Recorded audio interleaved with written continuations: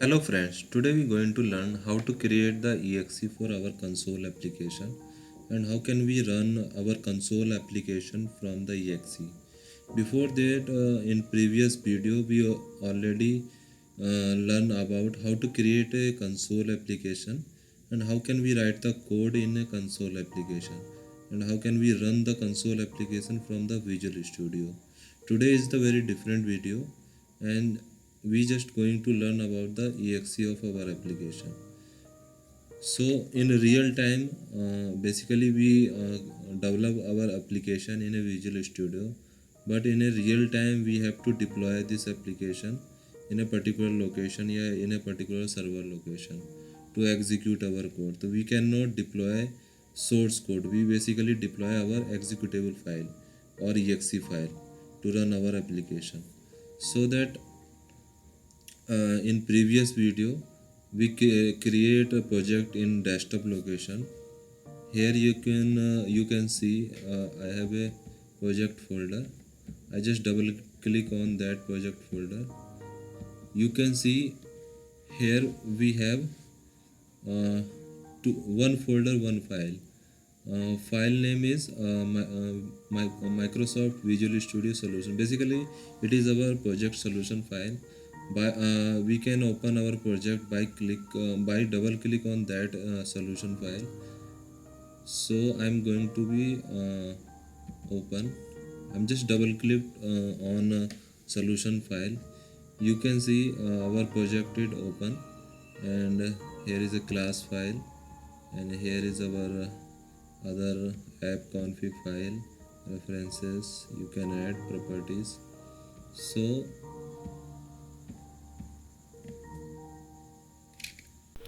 to check folder, this is the application folder. Here in you can see several things here: class file, config file, also uh, a bin folder is there. For exe we have to go to in bin folder.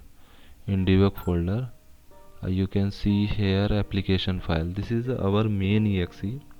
When you double click on this application file, your application will run. There is also several files, like this is also a application file, but this is not our main file. You can check with .vs host is not our main file. This is our main file, and we have to just double click on that file and your application will run.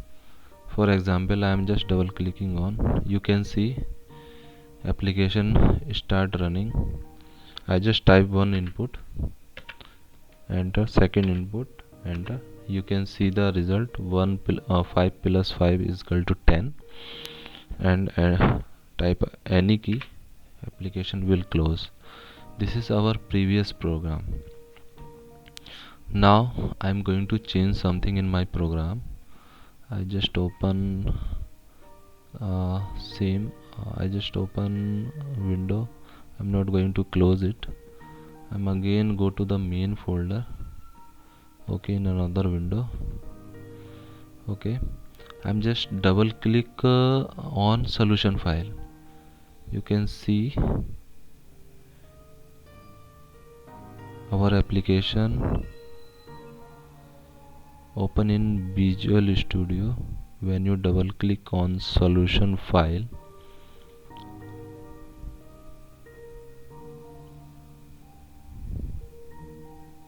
just take few seconds, just we wait.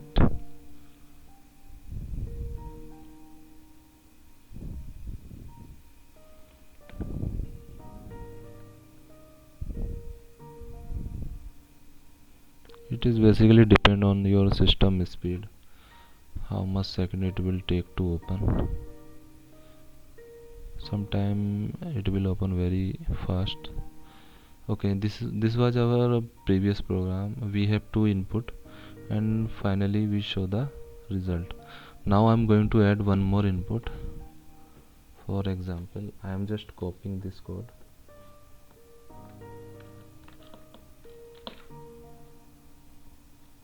and paste here.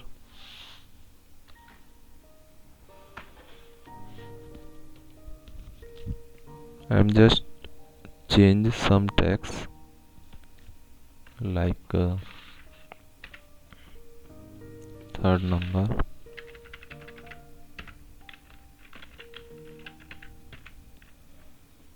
and I am declare one more variable num3. I am going to store third variable into num3 variable, and I add this variable with result. So I change the code and I'm going to save it. I saved. So see what happened. Just check the exe. I'm going to exe folder. Exe folder is here. Okay, I'm double click on exe, my application file. Application will run. I type one input, second input, and it shows the result. It does not show the our third parameter. It does not asking our third parameter. It means my changes is saved but not it reflected through the exe. So for that, when we change anything in our application, you have to build every time. I change, I save, but it is not reflected in exe. When I rebuild our exe, just right click on your application and just hit on build button. See left bottom, it is so build succeed. It means our change goes to the exe. Now check again. Go to your exe folder. Just double click on your exe. Application is running. Just type first input, second input.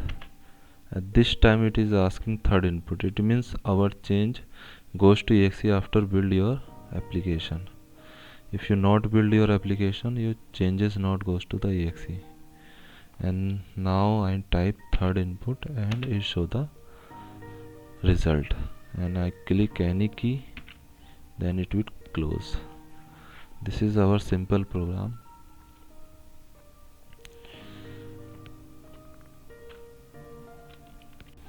Now I close Visual Studio.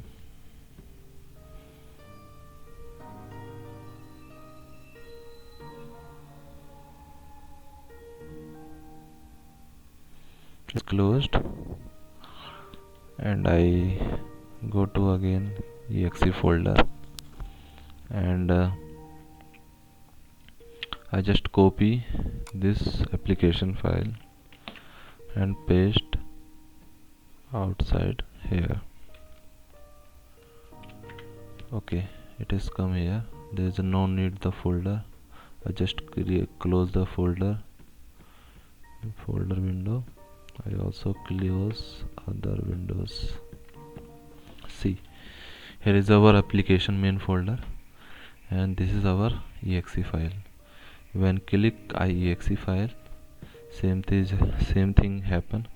I just type first input, second input, third input, and then show the result 3 plus 3 plus 9, and then type any key. It is close. It means we can place any location like server location, other window location. There is no need to deploy the entire code. Just you have to deploy the your exe what you build, and your code will run when you double click on your exe.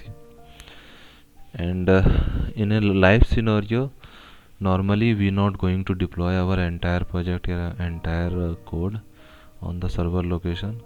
Basically we going to deploy our exe file, and our source code used by the developer to debug, to add and change in your code. Once your development is complete, you have to build your exe and deploy your destination location where you want to run the exe. This is simple things for a console application. How to create? Basically in console application, it is create automatically, just you have to build or rebuild your project. When you rebuild your project, your exe generated in bin folder. Here is a bin folder in a main file, debug folder, and here you can see also several files depend on your reference. If you database connect, you can configure your database in a XML configure file. It's so in XML config file. If you do some changes in app config file, and if you add some third party reference, you have to need these DLLs references when you're going to run your application folder. In our program, it is a very simple program.